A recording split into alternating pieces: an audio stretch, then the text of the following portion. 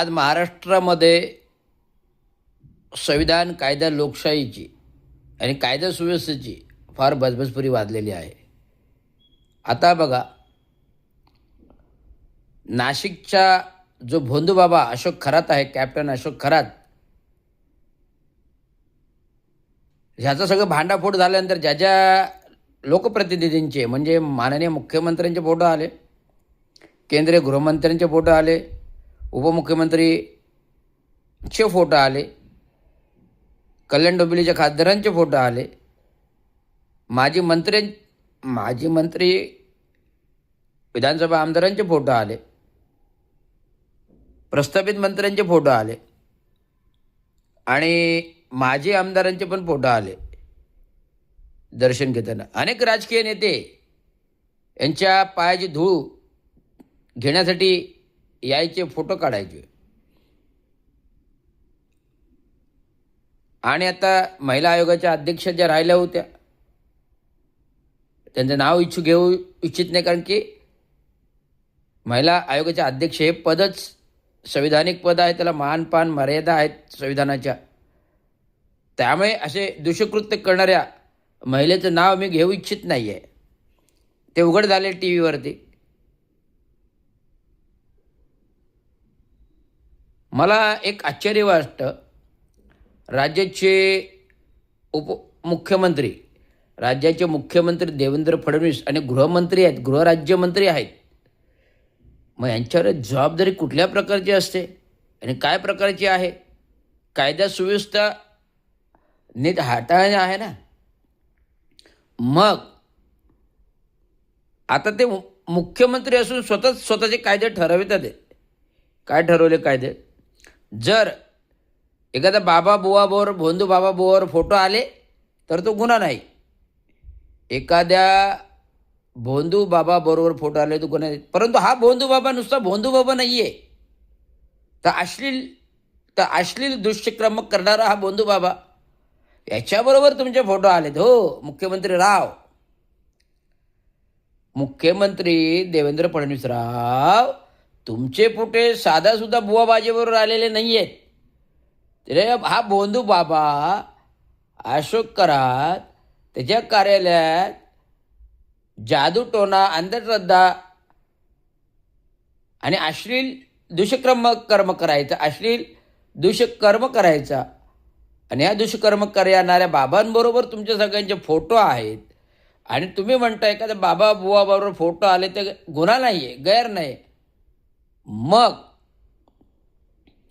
एखाद्या गुन्हेगाराने जर गुन्हा केला नाही आणि तरी पण त्याला पोलिसांनी पकडलं, त्याला गुन्ह्याच्या ह्याच्यात का अटक करताय?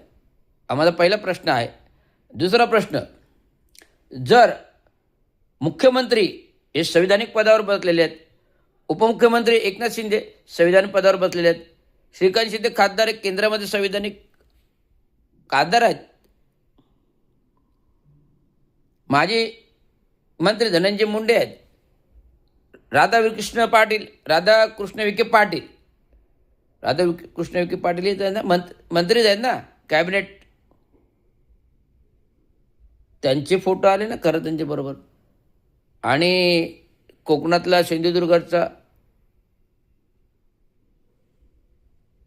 आमदार आता मंत्री नाही आहेत, त्यांचाही फोटो आला. आता प्रत्येकजण मंत्रिमंडळाचे मंत्री सगळ्यांचेच फोटो आले. प्रत्येकजण आपापल्या परीने खुलासा करतोय. अरे एवढे सगळे 38 का 39 लोक भेटून गेले, त्यांचं कोणाचं नाव नाही घेत, पण मी माझंच का नाव घेत आहे. तसेच हे महिला आयोग अध्यक्ष राहिलेल्या म्हणजे माझा काही संबंध नाही, मला विनाकारण बदनाम केलं जाते. अरे काय लोक काय मूर्ख आहेत? मीडिया पत्रकार काही मूर्ख आहे जे तुम्ही टी व्हीवर व्हायरल करून फोटो तुमचे दुष्कर्म, घास भरवता काय, पाय धुवता काय, हे सगळे व्हिडिओज, 500 व्हिडिओज अश्लीलतेच्या SITने पकडलेल्या आहेत. आणि राज्याचे मुख्यमंत्री म्हणतात एखाद्या बुवाबाजीबरोबर आलं तर गुन्हा नाही आहे. मग सोशल मीडियावरती फोटो व्हायरल करणारे जे गैरप्रचार आहे तो गुन्हेगार ठरतो. सोशल मीडिया, फेसबुक, ट्विटर, जे जे काही सोशल मीडिया अकाउंट्स आहेत त्यांच्यावर जर फोटो व्हायरल करायचे, त्यांचं तुमचं अकाउंट बंद करण्यात येईल, तुमच्यावर गुन्हा दाखल करण्यात येईल, असं कायदा करून स्वतःची चांबडी वाचवत आहे, दुसऱ्याची चांबडी अडकवत आहे. काही चाललंय काय राज्यामध्ये? संविधानिक घटना कायदा हा सगळ्या जनसामान्यांचा आहे. संविधान, घटना, कायदा सुव्यवस्था, लोकशाही, कानून हा जनतेसाठी बनवलेला महामानव विश्वभूषण युगपुरुष डॉक्टर बाबासाहेब आंबेडकरांनी बनवलेला आहे ना. तो सर्व जनसामान्यांच्या उन्नतीसाठी बनलेला, तुझ्या सुरक्षा रक्षेसाठी बनलेला आहे. ॲट्रॉसिटी कायदा, विशेष कायदा हा दलित बिचल्या मागासवर्गीयासाठी बनवलेला आहे. हे आमचे संजय शिरसाट बदल करायला निघाले. काय खाऊ आहे का? बाबासाहेब आंबेडकर एवढे विद्वान पुरुष का मूर्ख होते का विशेष कायदा करणारे ॲट्रॉसिटीचा? बाबासाहेब आंबेडकर काय वेडे होते?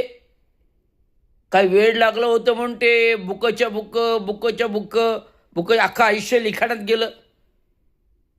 लाखो लाखो पुस्तकं ग्रंथ लिहिले आणि त्या लाखो ग्रंथ पुस्तकासाठी संसद निधी मंजूर करतं, राज्य शासन निधी मंजूर करतं. मग काय ते राज्य शासन वेड आहे, संसद वेडी आहे की डॉक्टर बाबासाहेब आंबेडकरांच्या लिखित पुस्तकांना संच करण्यासाठी निधी उपलब्ध होतो, प्रसिद्ध पुस्तकं होतात, निधी उपलब्ध होतं. मग काय ते का फसवा आहे का वेळ आहे? आणि तुमची बाजू साफ ठेवताय की तुमचा फोटो आला त्याचा गुन्हा नाही आहे, पण सोशल मीडिया अकाउंट बंद करण्याचा कायदा तुम्ही करताय. हे कितपत संयुक्तिक आहे का? आणि मुख्यमंत्री म्हणजे त्यांना कायद्याचा अभ्यासच नाही असं मी म्हणेन. मुख्यमंत्र्यांना कायद्याचा अभ्यासच नाही आहे आणि मुख्यमंत्री पदाला एक कायदा, संविधान, घटनेचे नियमच माहिती नाहीत. महाराष्ट्र शासन नियमावली पण त्यांना माहिती नाही आहे. हे सचिव लेवलचे IAS अधिकारी जे आहेत ते त्यांच्या कानामध्ये सांगतील तेव्हा ते नियम त्यांना माहिती. मराठा आरक्षण जेव्हा जरांगे पाटील आरक्षण मागण्यासाठी बदले होते, स्वतंत्र मराठा आरक्षण का नाही दिलं? कारण तुम्हाला कायद्यात ना माहिती, संविधान घटनात ना माहिती, तर काय देणार तुम्ही आरक्षण? कोणतंही आरक्षण देणं, काढणं, घेणं, बेणं सगळं ते संसदेवर अवलंबून आहे, राष्ट्रपतीवरती. राज्य सरकारला तो अधिकार प्राप्त नाही. त्यामुळे तुम्ही जरांगे पाटीलला गुळ लावला. आरक्षण का त्याला मिळालेलं नाही आहे. घटनेमध्ये आधीच तरतूद होती कुणबी मराठा, त्याच्यात फक्त तुमच्या नोंदी घ्यायच्या होत्या, एवढंच केलं तुम्ही. आणि बिचारे त्या जरांगे पाटलाला मूर्ख बनवलं. त्याला वाटलं मी आरक्षणाची शर्यत जिंकलो, मराठ्यांना आरक्षण मिळालं. असं काही झालेलं नाही. कोणतंही गॅझेट आरक्षण ठरवत नाही, तर गॅझेटमध्ये ऐतिहासिक नोंदी असतात, एवढं सांगतो. त्यामुळे देवेंद्र फडणवीस मुख्यमंत्री असतील, आज तुमची फाईल राज्य महिला आयोगाकडे आता जाणार आहे, एवढंच सांगतोय. कारण तुम्ही विधानभवनाच्या विधानसभेमध्ये, विधिमंडळामध्ये जे काय महिलेचं वाचन करताना जे विभिन्न हनन केलं, महिलेचं विटंबना केली आहे महिलेची, त्याचं हे महिला आयोगाकडे तक्रार रविराज रवींद्र शिंदे करतोय ना. कोणता कायदा करणार तुम्ही हो? सांगतोय संविधान रक्षक, कायदा रक्षक, आरक्षण रक्षक, रूपांतर महाराष्ट्राचा सिंह, भारताचा रक्षक आणि भारताचा अग्नेस्त्र आहे. तुमच्यापेक्षा कायदा आम्हाला जास्त ज्ञात आहे, कारण आम्ही सरकारी अधिकारी राहिलेलो आहे, त्याचा अभ्यास आम्हाला आहे. त्यामुळे कुठला कायदा करायचा नाही करायचा जनतेला मूर्ख ठरू नका. तर जनतेला आम्ही प्रकाश दाखवण्यासाठी सक्षम बसलेल्या डॉक्टर बाबासाहेब आंबेडकरांच्या संविधान घटनेसर. धन्यवाद. जय विजय महाराष्ट्र.